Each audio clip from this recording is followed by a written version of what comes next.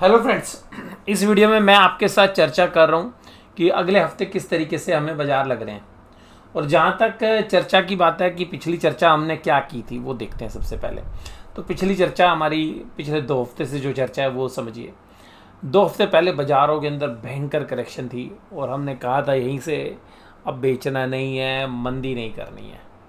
एक technical bounce आएगा, 1-2 दिन बाज़ार ने परेशान किया, लेकिन उसके बाद जो बाउंस आया वो बेहतरीन बाउंस है।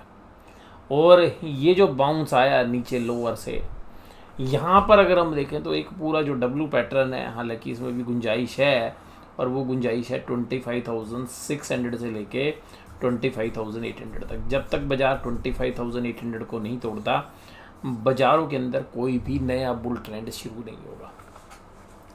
अब टेक्निकली लेवल पर बात ठीक है, लेकिन ये जो 25,600 और 25,400 के बीच का दायरा है, ये भी एक स्ट्रॉन्ग रेजिस्टेंस है। यहाँ पर आप देखेंगे तो कम से कम 7-8 दिन ट्रेड हो रखा है।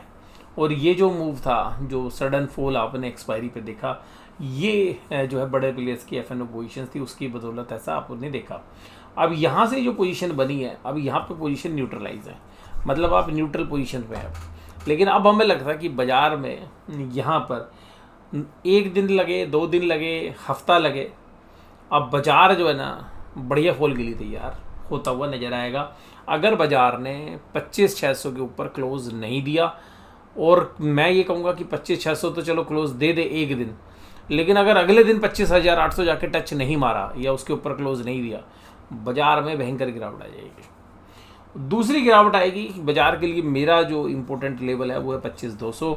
जैसे ही 25,200 बाज़ार का टूटेगा, 2 दिन अगर बाज़ार ने 25,200 के नीचे काम किया, बाज़ार एक नए फॉल के लिए तैयार होगा, वो होगा 24,600। तो बाज़ारों में दोबारा से फॉल शुरू हो सकता है, और मंथली एक्सपायरी पर ऐसा संभव भी है। लेकिन उसके बाद बाज़ार में टेक्निकल बाउंस आते रहेंगे। ये भी हो सकता है कि ये पूरा महीना बाज़ार यहीं पर 25,600 के आसपास ही गुजारते, और यहाँ पर कोई मेजरली तेज़ी करने का विचार यहाँ पर नहीं बनता है जब तक बाज़ार 25,800 को ना तोड़ दे। टेक्निकल लेवल्स हैं। फंडामेंटली तो मुझे 25,600 और 25,800 भी महंगे लग रहे हैं। यहाँ पर बाज़ारों के अंदर एक बड़ा जो फॉल है वो आपको शायद अक्टूबर के महीने में देखने के लिए मिल सकता है। तो ये जो महीना है, इस महीने में हम ये मान के चल रहे हैं कि बाज़ार में एक बड़ा ब्रेक डाउन हुआ था पिछले महीने की एक्सपायरी पे, उसका एक रिएक्शन आया, और जितनी तेज़ी से म्यूचुअल फंड्स ने यहाँ पे माल खरीदा, उतनी तेज़ी से एफ आई आईज़ ने बेचा नहीं। लेकिन एफ आई आईज़ क्या है, बड़े ट्रेडर्स हैं, वो अपनी पोजीशंस बेचते हैं तब जब उनको एफ एन ओ में भी पैसे बनते हैं। तो अभी हमें लग रहा है कि एफ एन ओ की मंथली एक्सपायरी जो है इस हफ्ते के अगले हफ्ते में है ये। लेकिन मुझे लगता है कि जो कमाल होना है ना, वो अगले हफ्ते में वोलेटिलिटी रहनी है। बड़ी भयंकर वोलेटिलिटी की हम उम्मीद कर रहे हैं अगले हफ्ते। दोनों साइड के मूव हमें देखने के लिए मिलेगा, बट बाज़ार जो है वो सेल ऑन राइज रहेगा। और जिस तरीके से थर्सडे के दोपहर से मंथली एक्सपायरी थी, सॉरी वीकली एक्सपायरी थी, और जो सेंसेक्स की वीकली एक्सपायरी थी, और वहाँ पर जो तकरीबन 2 बजे के आसपास जो सेल ऑफ हुई, 2 क्या थोड़ा पहले ही हो गई थी, और उसके बाद नीचे से माल बाज़ार उठा, वो केवल और केवल एक्सपायरी वाले मूव थे। तो बड़े प्लेयर्स ने देखा कि यार चलो एक्सपायरी में माल उठा रहे हैं, कोई बात नहीं, इनको माल देते हैं, अगले दिन निपटाते हैं। तो अगले दिन जो फ्राइडे में सेल ऑफ हुआ, उसकी कन्फर्मेशन आएगी, या तो मंगलवार दोपहर तक बाज़ार को तेज़ हो जाना है, और जो हाइप इस हफ्ते बने हैं उनको तोड़ दे बाज़ार, फिर आपको तेज़ी देखने के लिए मिलेगी, जिसकी संभावना मुझे केवल और केवल 20% है। 80% मुझे लगता है कि बाज़ारों में अब ऊपर जाना मुश्किल है, समय व्यतीत होगा या बाज़ार को नीचे जाना है। तो 25,600 जो है वहाँ पे अगर मान लो बाज़ार चला जाता है तो वहाँ पे समय बिताएगा, और वहाँ पर एक सेलिंग हो सकती है, फिर बाज़ार नीचे आ जाए, फिर ऊपर चले जाएँ। बाज़ार में कोई भी डिसाइसिव मूव, बड़ा तेज़ी से गिरावट आएगी 25,200 के बाद। तो जब तक 25,200 होल्ड कर रहा है ठीक है, 25,200 टूटते के साथ बाज़ार में मेजर फॉल आ सकता है। यहाँ पर ख़रीदने से बचना चाहिए। हालांकि देखिएगा जो टेक्निकल इंडिकेटर्स हैं ना, मैं उनकी बात करूँ तो मैं MACD को काफ़ी जो है एक रिलायबल मानता हूँ, इसमें काफ़ी रिलायबिलिटी रहती है। और जहाँ तक मैंने इसको ट्रैक किया, अभी भी डेली पैटर्न के ऊपर, डेली चार्ट के ऊपर इसमें तेज़ी के पैटर्न बने हुए हैं, यानी कि ये जो पैटर्न है ये तेज़ी के हैं।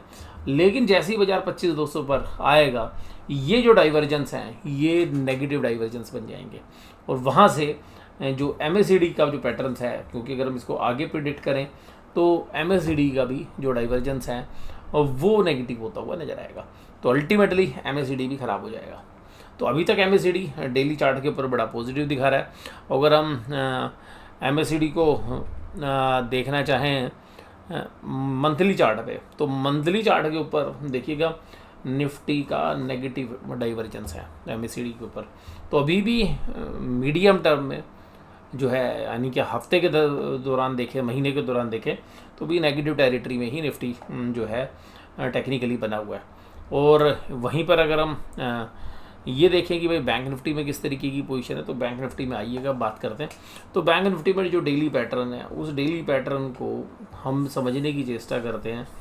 और यहाँ पर बाज़ारों ने अब क्या 55,800 के आसपास जो है एक कोशिश की, लेकिन यहाँ पर एक अच्छा रेजिस्टेंस भी है, ये 56,000 और 56,200 के आसपास। हो सकता है कि सब पे भी अटैम्प्ट करने की कोशिश करें, लेकिन अब हमें जो फील हो रहा है जिस तरीके के यहाँ पर ये पूरा रेजिस्टेंस था, इसके अंदर जब बाज़ार घुसा तो हमें समझ में आ गया था कि घुस तो जाएगा लेकिन इसको पार करके मुश्किल जा पाएगा। तो यहाँ पर अब हमें लगता है कि ये जो पैटर्न है, अगर इसने डब्ल्यू भी बनाना है, यानी कि तेज़ी भी बनानी है, तो भी नीचे आना है, और अगर यहाँ पे ब्रेकडाउन होना है तो भी नीचे आना है। तो बैंक निफ्टी में मैं क्लियर कट ये मान के चल रहा हूँ कि निफ्टी के सामने ज़्यादा वीकनेस आएगी। तो निफ्टी के सामने बैंक निफ्टी में वीकनेस गहरा सकती है, और रीज़न बड़े सिंपल है।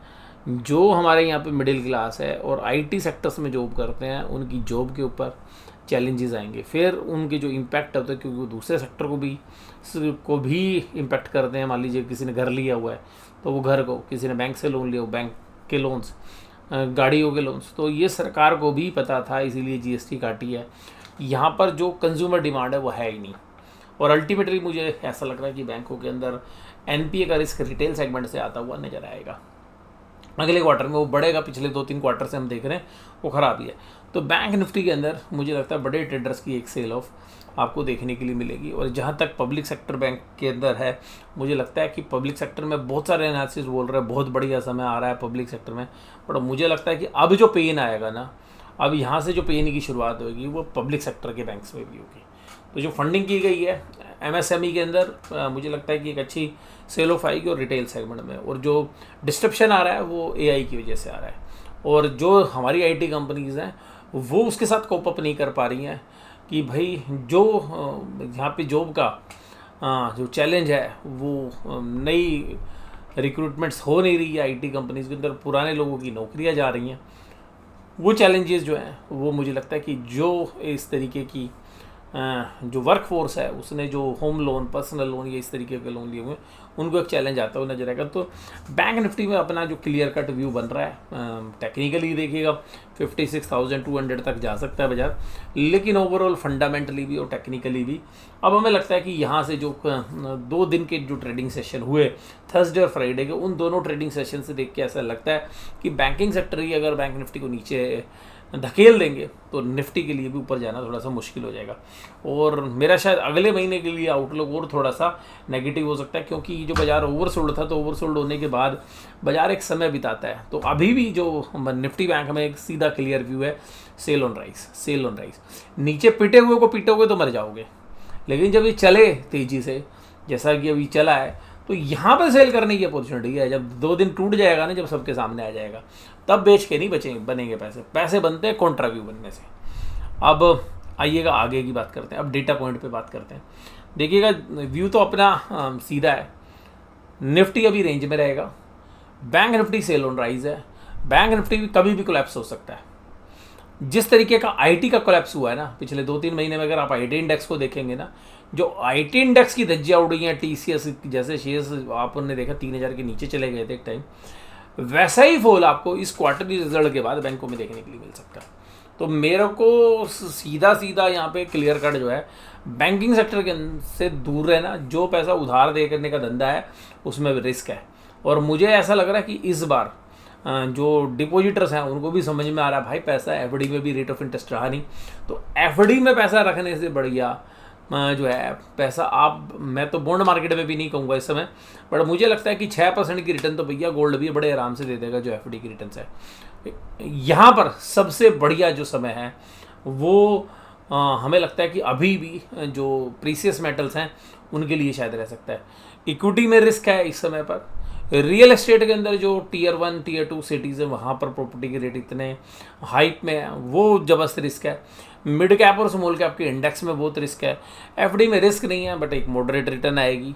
और हमें अभी जो पोटेंशियल लग रहा है, जिस तरीके से ग्लोबल इन्वायरमेंट है, अभी जो प्रीसियस मेटल्स हैं गोल्ड और सिल्वर, और मुझे लगता है कि अगर किसी के आदमी के पास भी अगर एफडी बहुत बड़े अमाउंट में है तो उसको अपने एफडी में से कुछ ना कुछ एलोकेशन जरूर करना चाहिए। जिन लोगों की म्यूचुअल फंड्स में सिप जा रही हैं उनको अपनी सिप जो है बंद तो नहीं करनी चाहिए, लेकिन उसका रूट बदल देना चाहिए।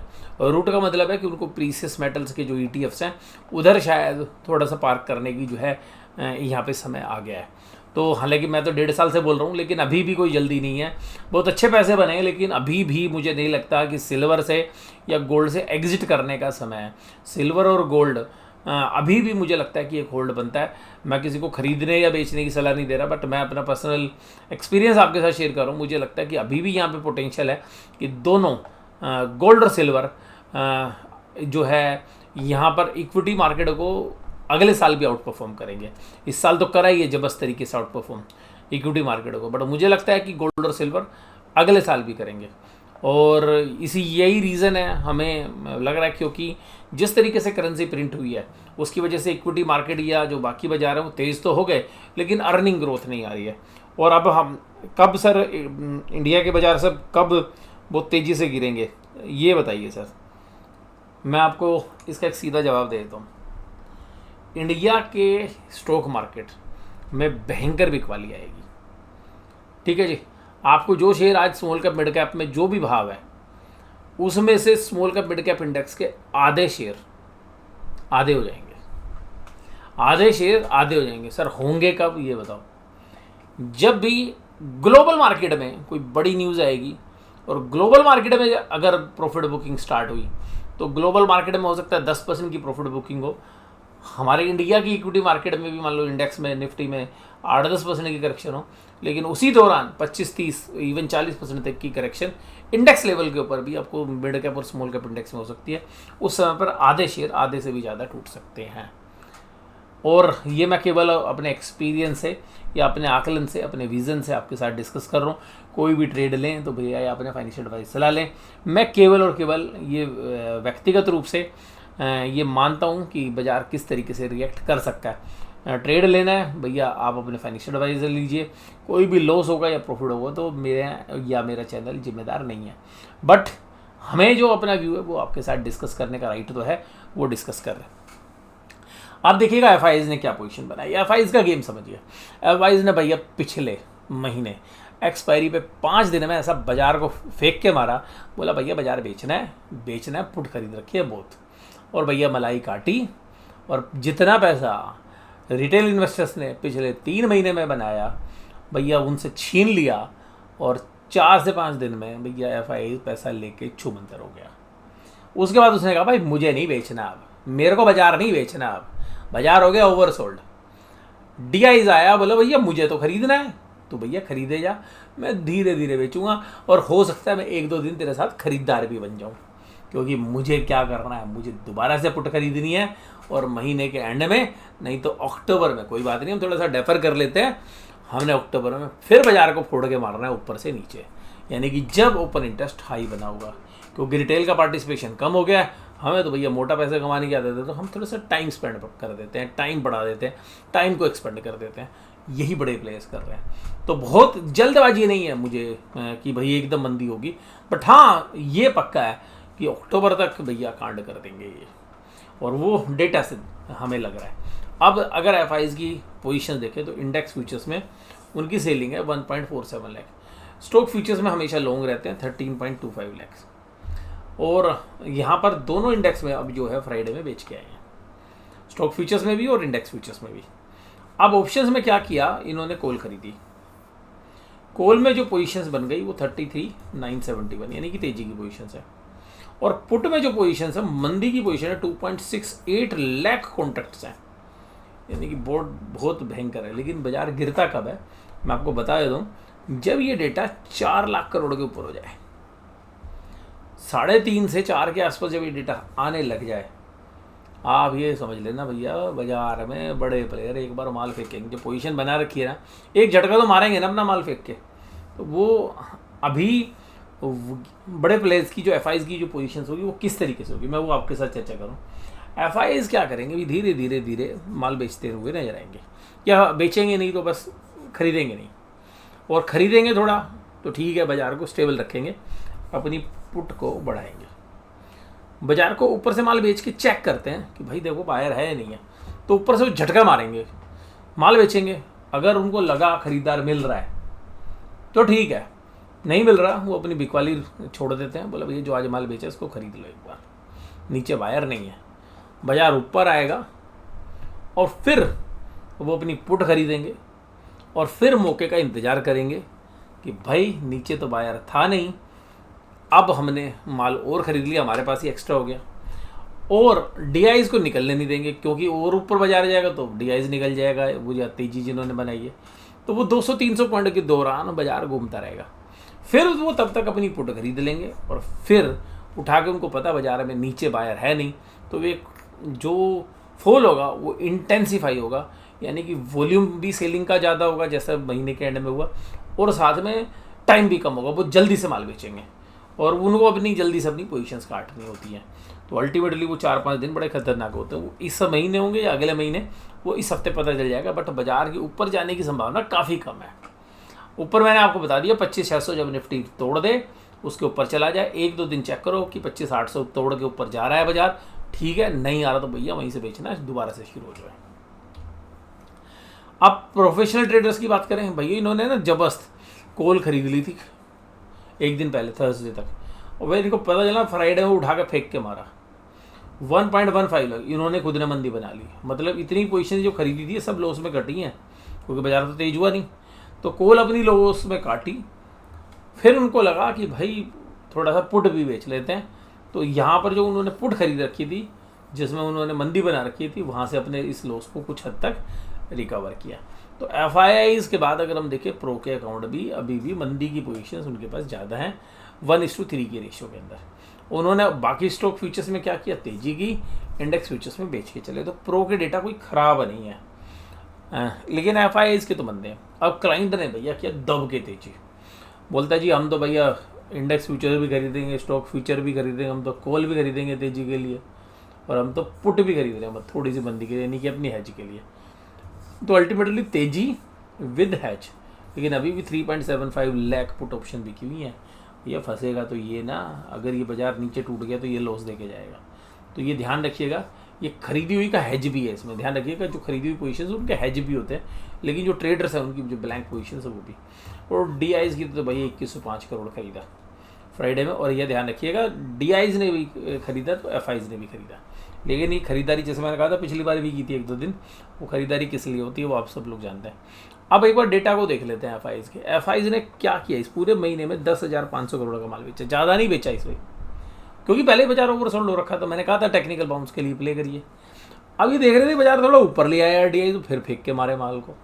उन्होंने कल कोशिश की फ्राइडे को, उन्होंने वैसे थर्सडे में थी, उनको समझ में आ गया था, लेकिन थर्सडे में उनकी पोजीशन थी 83,000 पे सेंसेक्स की, तो उन्होंने वहीं पे न्यूट्रलाइज करने की कोशिश की, इसलिए टूटते हुए बाजार में उन्होंने नीचे से माल उठा लिया। तो अल्टीमेटली एफआईआईज की पोजीशंस अभी कोई बहुत मंदी नहीं है अगर हम कैश के हिसाब से देखें तो। बट उनको ये पता है कि अगर हम 20,000 या 30,000 करोड़ का माल अभी और फेंक देंगे इस महीने के एंड में, तो जो हमने पुट खरीद रखी है वो काफ़ी प्रॉफिटेबल होंगी, लेकिन मौके पे चौका मारेंगे। तो ये जो अगला हफ्ता है ये वोलेटाइल होने वाला है, यानी कि ऊपर मुझे लगता नहीं कि ऊपर टिकेगा, ऊपर जाने की कोशिश जरूर करेगा पर टिकने नहीं देंगे इस महीने, इस हफ्ते। और हो सकता है कि अगर 25,200 टूट गया तो एक स्टीप फॉल भी आपको देखने के लिए मिले, बट हो सकता है कि फिर वो इस हफ्ते के अंदर ही अपनी ऑप्शंस को निपटा लें, तो फिर जो एक्सपायरी वाला वीक है वो फिर इतना वोलेटाइल शायद ना रहे। अब अगर हम देखें तो डीआई से भैया रोज़ खरीद रहा है उसने, तो रिटेलर का पैसा भैया जाओ इंश्योरेंस कंपनी पैसा लो, भैया हमने तुम्हारी इक्विटी खरीद ली, भैया म्यूचुअल फंड में पैसा लगाया हमने तुम्हारी इक्विटी खरीद ली, भैया तुम कहीं से पैसा लिया हमने तुम्हारा माल खरीद लिया, पर हमने तुम्हें कमा के नहीं दिया। और ये ऐसा नहीं है हम तो भैया तुम्हें 2 साल से दे ही नहीं रहे कमा के, हम तो उतना कमाएंगे, एक अल्फा जनरेट कर देंगे निफ्टी में। अल्फा मतलब कुछ एडिशनल, लेकिन आधे म्यूचुअल फंड का तो अल्फा भी जनरेट होगा, आधा नेगेटिव देंगे। तो अल्टीमेटली भैया म्यूचुअल फंड वाले को कुछ नहीं है, उसको अपनी तकरीबन 1% की भैया फीस मिल जाती है। उसकी जो अपनी एक्सपेंसेस रेशो है उससे उसका भैया काम चल रहा है। 5 उंगलियाँ AMC की भैया घी में है। और भैया रिटेलर अभी भी भैया रिटेलर को सपना दिया हुआ है। और ऐसे भी एक म्यूचुअल फंड के नाम तो मैं नहीं लूँगा, लेकिन ऐसे म्यूचुअल फंड्स के भी भाई साहब वो ऐसी AMC के वो मतलब करता धरता है वो भाई साहब। ये कहते हैं गोल्ड तो सबसे बकवास चीज़ होती है, गोल्ड तो सबसे बकवास चीज़ होती है। और ये देखें भैया गोल्ड ने सबसे ज़्यादा परफॉर्म किया है पिछले 1 साल में। गोल्ड तो अनप्रोडक्टिव है भैया, अनप्रोडक्टिव तो हमारे सेंट्रल बैंक के पूरे वर्ल्ड के सेंट्रल बैंक क्यों खरीद रहे हैं?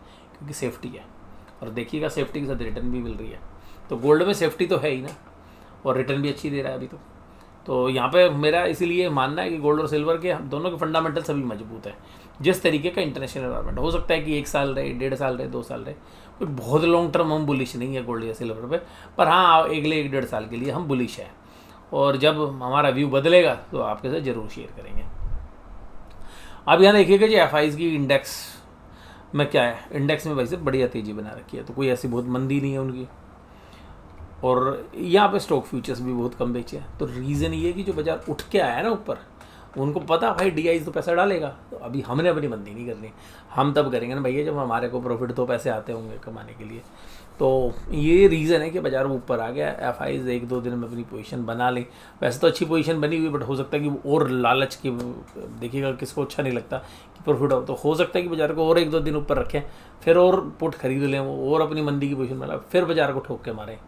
और हो सकता है कि अगर वो ज़्यादा पैसा कमाना चाह रहे हो तो इस महीने तोड़े ही ना बाजार को, बस जाने नहीं देंगे ऊपर। वो ऊपर जा रहा है ना, तो वो अपनी मंदी बनाने के लिए जा रहा है। बाजार ऊपर भी जाएगा, मतलब 25-800 भी जाएगा ना, तो ये मान के चलिएगा फिर अक्टूबर में बाजार का बैंड बजाना है उन्होंने। तो मैं इस महीने के लिए ज़्यादा बेरिश नहीं हूँ। हो सकता है कि इस महीने में भी अच्छे करेक्शन हो जाए, बट मेरा मानना है कि अक्टूबर का में अगर इस महीने बेरिश हो गया तो अक्टूबर 10-15 दिन बहुत बढ़िया चलेगा, लेकिन उसके बाद अक्टूबर को बहुत मंदा कर देंगे, क्योंकि बाजार ओवरसोल्ड रीजन में बेचने से बचना चाहिए हमेशा। अब अगर हम यहाँ पे देखें कि बाज़ारों के अंदर हमने बात कर ली, निफ्टी बैंक के अंदर भी वीकली देखिएगा 3 वीक प्लस हो गए हैं एक्सपायरी के बाद। बोला भाई इतना ही देना था सांस, तो उतना दे दिया सांस, अब फिर नीचे की तरफ रुख होता हुआ नजर आ सकता है। तो अपना आकलन ये है कि बस अब ऊपर की तेज़ी नहीं लग रही हमें। ऊपर तेज़ी रहेगी तो टिकेगी नहीं, बस 2 दिन चले, 4 दिन चले, 10 दिन चले, अब बाजार बड़े फॉल के लिए आएगा। अब छोटा फॉल नहीं होगा, जैसा पिछले साल अक्टूबर में फॉल हुआ था उस तरीके का फॉल इस अक्टूबर में भी हो सकता है। अब देखते हैं कि भाई बैंक निफ्टी की put call ratio, bank Nifty की पुट कॉल रेशो 1.2 पे, 1.02 न्यूट्रल है, लेकिन निफ्टी की जो है मजबूत है, दिखा रहा है कि थोड़ा सा और। तो मेरा निफ्टी पे मानना है कि थोड़ा सा भी और तेज हो सकता है, लेकिन बैंक निफ्टी में तो भैया मेरा व्यू जो है नेगेटिव हो गया। और गोल्ड ने तो चमत्कारी रिटर्न्स दिए हैं।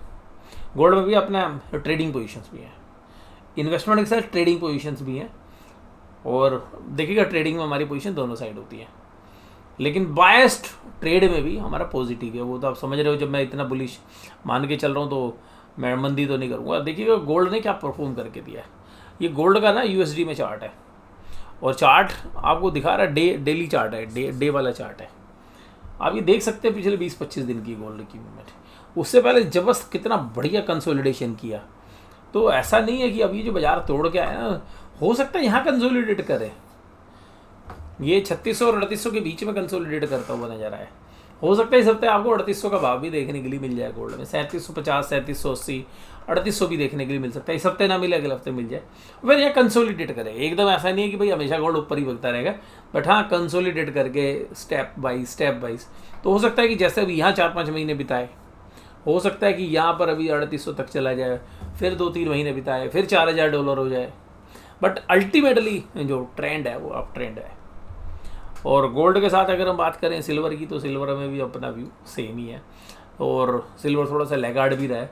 और अब सिल्वर का जो है इंडस्ट्रियल यूज़ भी है, बट सिल्वर पे भी अपना बुलिश स्टांस है। सिल्वर में हमारी ट्रेडिंग पोजीशंस नहीं है, इन्वेस्टमेंट की पोजीशंस जरूर है। तो मुझे लगता है कि आज की इस वीडियो में बस केवल इतना ही। और स्टॉक मार्केट आउटलुक पे अपना जो व्यू था उससे ज़्यादा तो देखिएगा मैंने जो बाज़ारों में इधर उधर जो चीज़ें चल रही हैं, जो आपके मन में आता है, जो सोशल मीडिया पे चल रहा होता है, क्योंकि मैं तो हालांकि टीवी देखता नहीं, बट मेरा पुराना एक्सपीरियंस है, मुझे पता है कि टीवी चैनल ने क्या बोला होगा कि देखिएगा 25% का बेसिक कट कर दिया है जी, अब अमेरिका से इतना पैसा फ्री हो जाएगा, इतने 1000 करोड़ रुपए फ्री हो जाएंगे, इंडिया के बाज़ारों में तो भाई साहब चांदी ही चांदी होगी। अब ये चांदी चांदी होगी तो चांदी ले लो ना, ठीक है जी। तो सिंपल सी बात ये है कि भैया अपना दिमाग लगाओ, दिखावे पे ना जाओ। चाहे मैं भी कोई बात बोल रहा हूँ, चाहे कोई और एंकर बोल रहा है, किसी की बात मत सुनो, अपनी बात को जस्टिफाई करो, लॉजिक देखिए, ट्रेंड देखिए, अपने विवेक का यूज़ करिए, फिर अंतिम फैसले पहुँचिए। बाजार है, बाजार में देखिएगा हमारे भी स्टॉप लॉस कटते हैं, अच्छे अच्छे खिलाड़ियों को स्टॉप लॉस कटते हैं, हमें भी लॉस होता है, ऐसा तो नहीं है कि हम प्रॉफिट होता है। बट एक व्यू बना के चलिए, आपका जो भी व्यू है, अगर आपको व्यू सही जाएगा आप पैसे कमाओगे। बाजार में तो दो ही चीज़ें हैं ना भैया, बाजार में पैसा कमाने की प्रोबेबिलिटी 50% है, गंवाने की 50% है, फिर भी 93% लोग क्यों गंवाते हैं? रीज़न ये है क्योंकि बाजार आपका माइंड सेट बदल देता है। वो तेज़ी को देखते देखते आपको लगता है यार बहुत भयंकर तेज़ी होगी, जैसे भी गोल्ड में तेज़ी है तो बहुत लोग ओवर बुलिश हो जाएंगे, तो मेरे को भी आप कह सकते हो सर ओवर बुलिश हो। मैं, आपने देखा नहीं मेरे को, मैंने बुलिश का तरीका क्या बताया कि भाई मैं अभी लॉन्ग टर्म में बुलिश हूँ, मुझे 1 हफ्ते 10 दिन 15 दिन 1 महीने में ज़्यादा फर्क नहीं पड़ता। और अगर मेरा ट्रेंड बुलिश है और मैं बुलिश पोजीशंस में बैठा हूँ ट्रेड में भी, तो मैं पैसे कमा लूँगा। लेकिन मैं बैठा तो बुलिश पोजीशन में हूँ और 2 दिन गोल्ड में करेक्शन आ जाए और 4 आप यूट्यूब पे वीडियो देख लो, गोल्ड में आएगी 35% की करेक्शन, गोल्ड तो हो जाएगा आधा, गोल्ड में पैसे ना करे बर्बाद, ठीक है। गोल्ड आपकी ज़िंदगी तबाह कर सकता है, गोल्ड के भाव इतने टूटेंगे। अब ऐसे देख लोगे तो आपका क्या हो गया यार, व्यू बदल गया, अब गोल्ड में तेजी नहीं, मंदी कर दो। तो होता क्या है, बाजार आपका ना प्राइस एक्शन के हिसाब से ना चार्ट दिखा के ना आपका मूड बदल देता है कि भाई आप तेजी में बैठे थे, बाजार ने 2 दिन मंदी कर दी, 3 दिन मंदी कर दी, आपने 4 वीडियो देख ली, भाई अब तो बिल्कुल ठुकेगा बाजार, चलो जी मंदी कर दो, बाजार वहाँ से मूव कर जाता है। मैं आपको अपने जीवन का एक अनुभव बता देता हूँ। बाजार में आपने पैसे कमाने ना, रोज रेडी मत करो, बाजार को इंतज़ार करो आप। बाजार को, मैं इंडेक्स में बात कर रहा हूँ, इंडेक्स में स्पेशली निफ्टी में, बैंक निफ्टी में भी आप ये देखो कि वीकली पैटर्न पे, डेली पे नहीं, वीकली कैंडल पर जब बाजार ओवरबोट हो जाए, पोजीशन बनाओ 1 से 1.5 महीने की मंदी की, भैया आपको बाजार पैसे दे के जाने की प्रोबेबिलिटी बहुत ज़्यादा होगी। बाजार ओवरसोल्ड हो जाए जैसा पिछले हफ्ते था, पिछले महीने की एक्सपायरी पे था, और मैंने कहा था अरे किसी की मत सुनो, सारी दुनिया भोगने लग जाएगी, अब तो गया निफ्टी 20,000 22,000, बैंक निफ्टी गया 66,000, ये सब बोलने लग जाते हैं। नहीं, उसने जाना भी होगा, जाने दो, लेकिन जाने से पहले भैया टेक्निकल बाउंस तो दे के जाएगा ना। आपका रिस्क रिवार्ड आपके फेवर में। मुझे याद है कि जिस दिन ना मंथली एक्सपायरी थी और 3:15 बजे मेरे पास एक फ़ोन आता है मेरे मित्र का, मेरे जानने वाले का, और वो कहते जी कोई सौदा बताओ आपको अगले महीने के लिए। मैंने कहा जी देखो बाजार आ गया 54,000 रुपये, बैंक निफ्टी आ गया 54,000 रुपये, आप 53,500 की 53,500 की 500 पॉइंट अंदर चले जाओ यार, इवन 53 की या 54 की, आप अगले 2 महीने आगे की कॉल खरीद लो, आपको टाइम भी बहुत होगा, आपकी टाइम वैल्यू भी नहीं होगी, और कॉल खरीदने का मतलब यहाँ से तेजी कर लो। तो आप जो भी इन द मनी कॉल खरीदोगे तो अल्टीमेटली टाइम वैल्यू कम होगी उसमें और इंट्रेंसिंग वैल्यू ज़्यादा होगी। आप समय दीजिएगा। अब वो हुआ क्या कि अगले दिन ही बाजार फिर टूट गया, ओवरसोल्ड था और ओवरसोल्ड हो गया। अब मेरे पास फोन आया जी, बोले जी इसका तो भाव टूट गया। मैंने कहा भैया कुछ नहीं, बैठे रहो। 2 दिन बाद 3 दिन बाद बाजार ऊपर आ गया और भाव से मतलब 10-15% की रिटर्न भी आ गई, क्योंकि ऑप्शन में तो यही है ना, भाव 800 रुपये की खरीदी, 900 रुपये की खरीदी तो 1200 रुपये हो गई, तो 25-30% बहुत क्विक आती है। तो मैंने उनसे बात की, मैंने कहा भाई वो आपकी पोजीशन है ना उसका क्या किया? बोले जी वो तो हमने बेच दी पहले ही, थोड़ा बहुत प्रॉफिट आया था। लेकिन वही ऑप्शन इसी महीने के अंदर 15 तारीख तक 16 तारीख तक, मतलब इस हफ्ते में अगर आप देखें मंगलवार तक ही, उसके अंदर 70-80% का प्रॉफिट आ गया था। लेकिन बात यह कि वो लॉस दिखाएगी। तो अल्टीमेटली जो पेशेंस है वो भी बहुत इंपॉर्टेंट है।